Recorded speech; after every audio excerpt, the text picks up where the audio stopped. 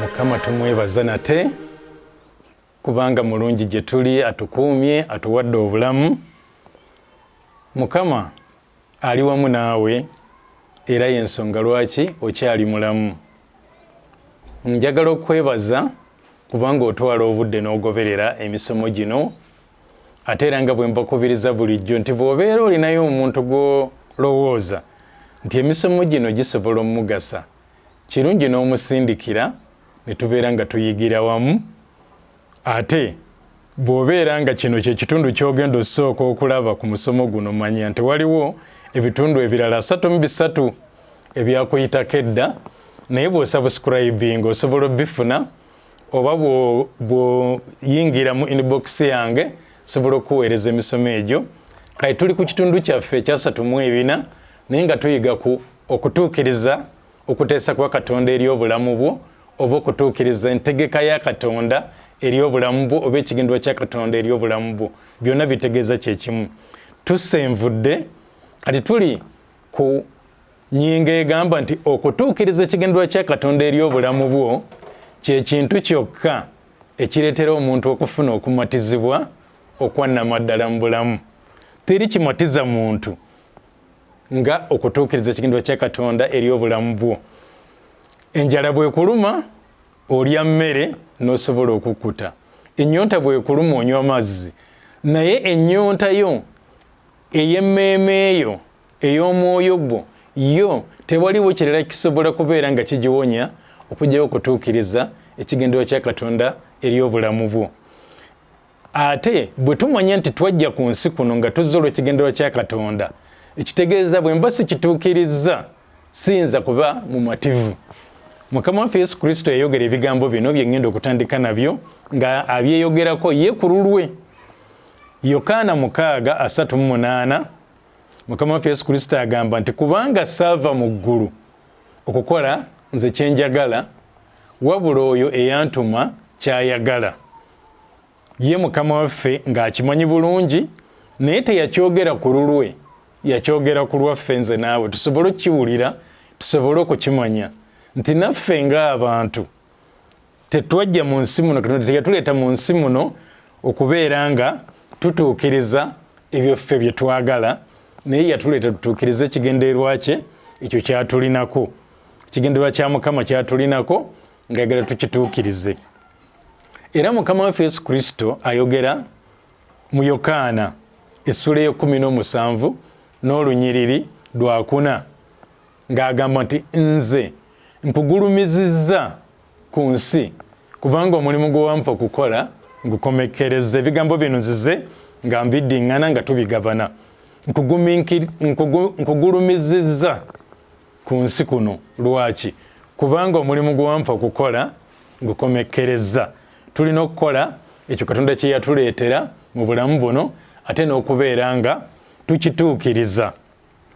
Naye njagala akatundu ddala kagamba nti okukola oba okutuukiriza ekyo Katonda kye yakuleetera mu bulamu buno kyekyokka ekimatiza.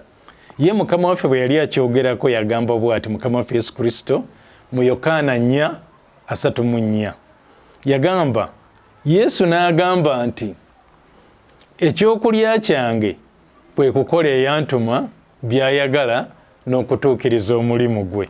Ekyo kyekyokulya kyange ng'ategeeza kye kimmatiza, kye kireetera obulamu bwange n'emmeeme yange okubeera nga bimatizibwa. Nti Mukama alina kye yanteeseza okukola. Mukama alina enteekateeka gye yateekerateekera obulamu bwange. Naye senga maliriza n'engituukiriza, munda mu nze mba mukufu, mba mumativu nga bwe nandiridde emmere, nga bwe nandinywedde amazzi. Ekyo Mukama waffe Yesu Kristo si ye yekka yakyogera mu byawandiikibwa. Waliwo n'abalala abaweereza ba Mukama abaayogera ebigambo ebifaananako ng'ebyo, nga nabo bagamba nti ekyo Katonda kye yanteeseza, ekyo kye yantegekera, enteekateeka gye nninako ye mmatiza obulamu bwange, kyekyokulya kyange. Tugenda kulaba Yobu ye bwe yayogera ku bigambo ebyo, ate tugenda kulaba oba olwaleero oba omulundi oguddako ne Dawudi nga bwe yayogera ku kigambo ekyo. Manya nti Dawudi Bayibuli yatugamba mu Bikolwa by'Abatume 13:36 nti yatuukiriza ekigendererwa kya Katonda eri obulamu bwe. Katonda kye yateesa Dawudi yakituukiriza. Naye Yobu, katusooke tulabe Yobu. Yobu mu ssuula eya 23 ngenda kusoma olunyiriro lw'11 n'olw'12. Ye Yobu ayogera ki? Kaakati Yobu ye bw'aba ayogera ku bigambo ebyo abyogerako ng'ekkubo. Ekkubo Katonda lye yamuteerawo nti lino ly'olina okukwata. Ekkubo Katonda lye yamuteerawo. Ye bw'aba ayogera ku enteekateeka ya Katonda eri obulamu bwe, yakiyita ekkubo Katonda lye yamuteerawo, nga yagamba yalikwata n'atakyama kulivaamu.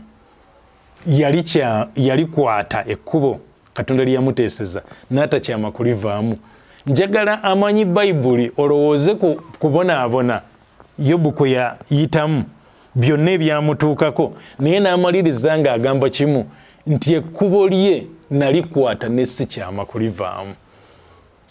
Yobu 23:11-12. Olw'11 luga nti okugulu kwange kwasimbira ddala mu bigere bye. Okugulu kwa Yobu kwasimbira ddala mu bigere bya Mukama. Kino nno bwe naaba nnyongedde okuyigiriza eyo mu maaso ojja kukitegeera, kuba nja kukigaziya.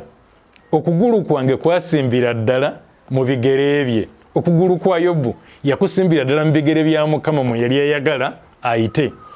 N'ayongerako nti ekkubo lye nalikwata ne sikyama. Olw'12 n'agamba nti siddanga nnyuma okuva ku kiragiro kye, siddanga nnyuma okuva ku kiragiro ky'emimwa gye. Amakulu Katonda kye yagamba sikivangako, siddanga nnyuma okuva ku kiragiro ky'emimwa gye. Kati n'ayongerayo nti natereka ebigambo by'akamwa ke okusinga emmere yange eŋŋwanira. Natereka ebigambo by'akamwa ke okusinga emmere yange eŋŋwanira. Nga Yobu agamba nti nandibadde n'emmere eŋŋwanira, naye saagitwala kubanga kikulu, kuba emmere eno yo egasa lubuto, egasa mubiri, naye ebigambo by'omu kamwa ka Katonda bye bisobola okugasa omwoyo, bye bisobola okugasa emmeeme. Kati agamba nti natereka ebigambo by'akamwa ke okusinga emmere yange eŋŋwanira, nti ebigambo eby'omu kamwa ka Mukama ebiva mu kamwa ke, ebiragiro bye, Dawudi yabitwala nga bya muwendo n'okusinga emmere. Yabitwala nga bya muwendo n'okusinga emmere. N'alyoka agamba nti sikyamanga okuva mu ebyo bye wanteerawo, sikyamanga okuva mu ebyo bye wanteeseza, sikyamanga kubivaamu. Era natereka ebigambo by'omu kamwa ke okusinga emmere yange eŋŋwanira. Kiki Yobu kyagezako kutegeeza? Nti Katonda kye yanteeseza kinzikusa,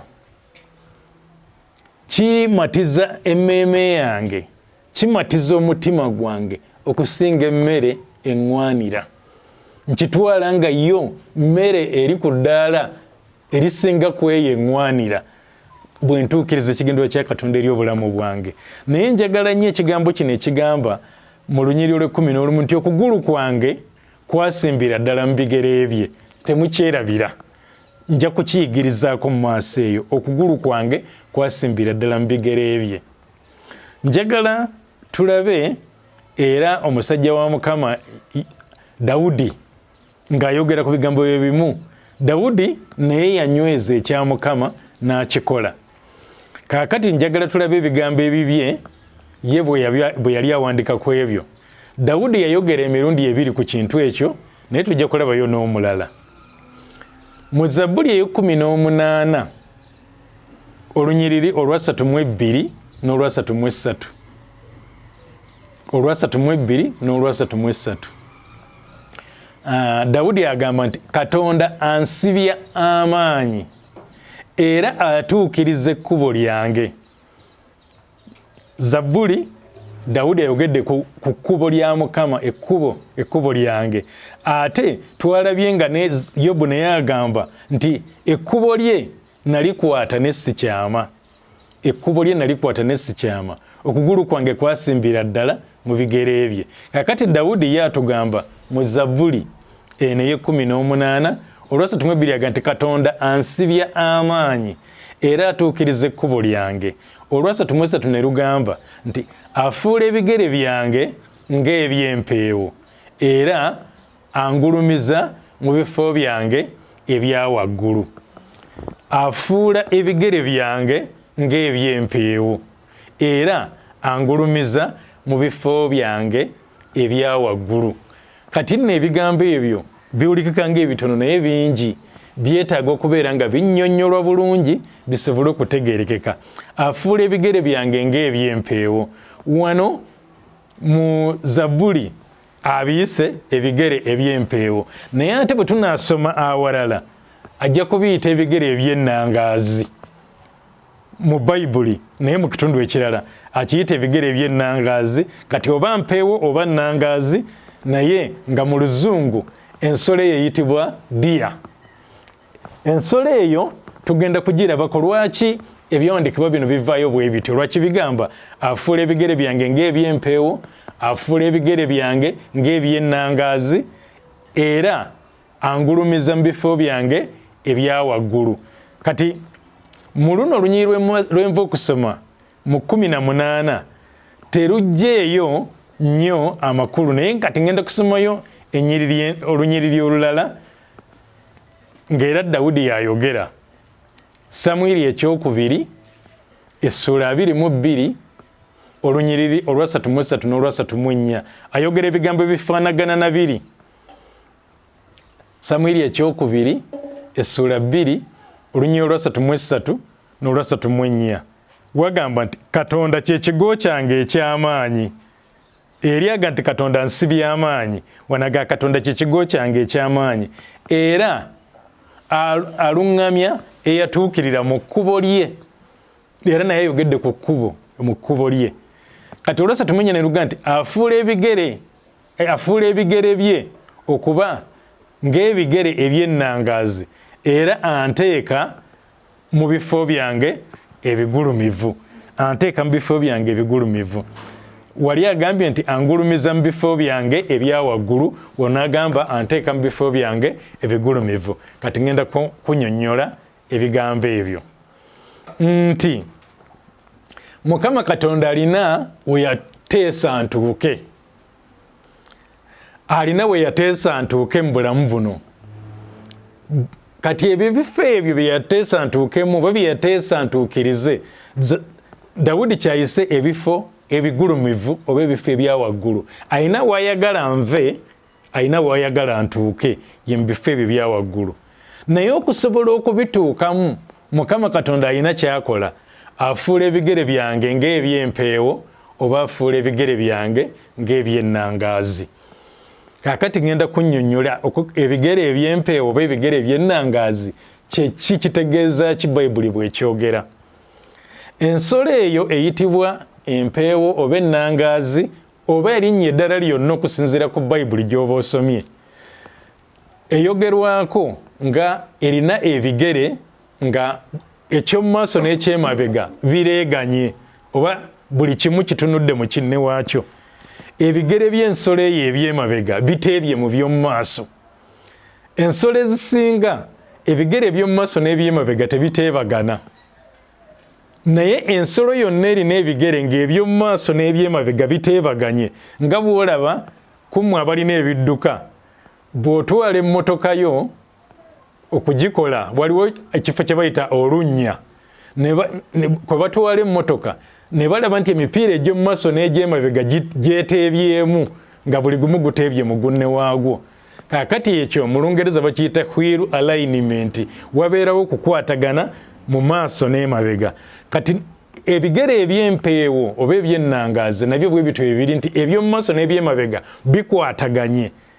Kigireetera okuba nti nno tesobola kutalantuka kugwa eba nnywevu bw'eba etambula.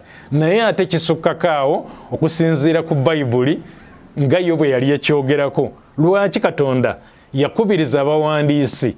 Omuwandiisi ono owa Zabbuli neeyawandiika ekitabo kya Samwiri, ate ne mu kitabo ekya Kabakuuku tujja kusanga ekigambo kikimu nga kyogerebwa, Katonda afuula ebigere byange ng'eby'empeewo nanninnyisa mu bifo byange ebya waggulu. Kiki Katonda kye yali agendera, ki kye yali ategeeza? Kiikino nti nga bwe tugambye nti empeewo eno erina ebigere byayo eby'omu maaso n'eby'emabega nga biteebaganye, nga mu Luganda tukiyita nga biri mu buleegamu, nga eky'omu maaso n'eky'emabega bikwataganye. Kigireetera okubeera nti bw'eyimirira oba bw'eba edduka tesobola kugwa, tesobola kwesittala. Kaakati njagala tuddeyo mu Yobu tulyoke tutegeere ekintu kino. Yobu agamba bw'ati, Yobu 23 olunyiriri olw'11 gye twasomye luga nti okugulu kwange kwasimbira ddala mu bigere bye, ekkubo lye nalikwata ne sikyama.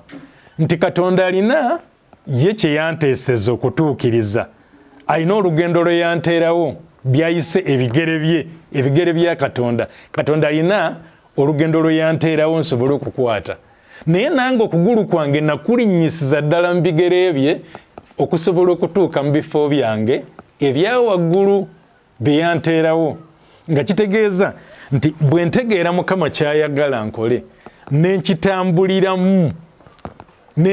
mu bigere bye, maliriza nga ntuukirizza, mbeera ntuuka mu bifo byange ebya waggulu, mbeera ntuuka mu kutuukiriza ekyo Mukama Katonda kye yanteeseza, ekyo Mukama Katonda kye yanteerawo. Nti byenkola nze okutambula kwange kulina okuba nga kutuukana, nga kuteebaganye ne okuteesa kwa Katonda, ng'ebigere by'empeewo eby'omu maaso ebiteebagana n'eby'emabega.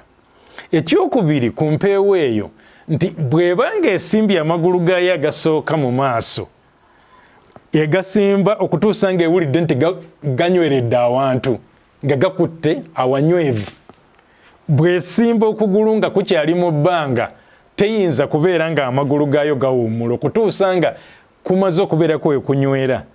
Naye bwe kumala okunywera n'esitula ag'emabega, ag'emabega galinnya ag'omu maaso gennyini we gabadde.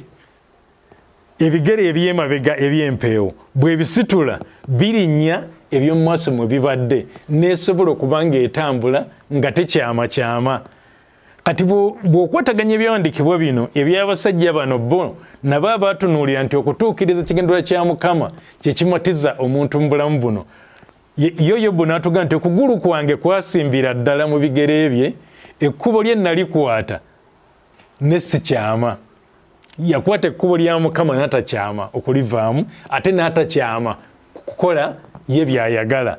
N'agamba siddanga nnyuma okuva ku kiragiro ky'emimwa gye, natereka ebigambo by'akamwa ke okusinga emmere yange eŋŋwanira. Nti ekyo Katonda kye yamuteeseza, naye yasalawo okuba nga kyatambuliramu, n'ateeba mu kyo ng'amagulu g'empeewo agasooka ag'amu maaso, ag'emabega be gateeba mu g'omu maaso. Empeewo n'ebeera bw'eba eyimiridde nywevu, mu Lungereza bakiyita sure footed, nga nywevu, nti tesobola kubeera ng'esagasagana. Nange naawe okusobola okunywera, Mukama alina ekkubo lye yatukubira. Mu bigere bye mwe tulina okutambulira. Mwe yanteerawo okulinnya, mwe nina okulinnya. Bwe nninnyira mu ebyo bye yanteerawo, ntuuka ku bifo byange ebya waggulu. Bwe nsalawo okukozesa ekkubo eddala lyonna eritali kulinnya mu bigere bye, maliriza nga nkyamye, maliriza nga ndivuddeko. Naye ekyo kyokka ekimatiza omutima gw'omuntu kwe kubeera ng'otuukiriza ekigendererwa kya Katonda eri obulamu bwo. Mbagambye ebigambo bye bimu era byogerebwa n'omusajja gwe bayita Habakuuku oba Kaabakuuku. Habakuuku essula 3 olunyiriri lwa 19 era naye agamba nti yakuwa Mukama ge maanyi gange naye afuula ebigere byange okuba ng'eby'empeewo era alintambuliza mu bifo byange ebigulumivu. Amakulu ngenda kutuukiriza, ngenda kutuuka ku ekyo Katonda kye yanteeseza. Kuba bw'otuuka ku bugulumivu, ku ntikko, kitegeeza oba omaze okutuukiriza nga tokyalina ky'obanjibwa, naye nga kiva mu kubeera nti nzikiriza okutambulira mu kkubo lye. Ebigere bye nga mwenninya, nga Yobu bw'agamba nti ekisa kyama okuva mu bigere bye, yatambula nga Mukama bw'ayagala, okugulu kwange kwasimbira ddala mu bigere bye. Ekisanyusa ekisobola okusanyusa omutima gwange n'ogugwo kwe kukkiriza ebigere byange bisimbe mu bigere bya Mukama. Ebigere byange bisimba mu bigere bya Mukama bibeera ng'eby'empeewo, nga nsobola okulinnya mu bifo byange ebigulumivu, nga nsobola okutuukiriza ekyo Katonda kye yanteeseza okutuukiriza. Mukama abeere nammwe era abakole bulungi. Amiina era amiina.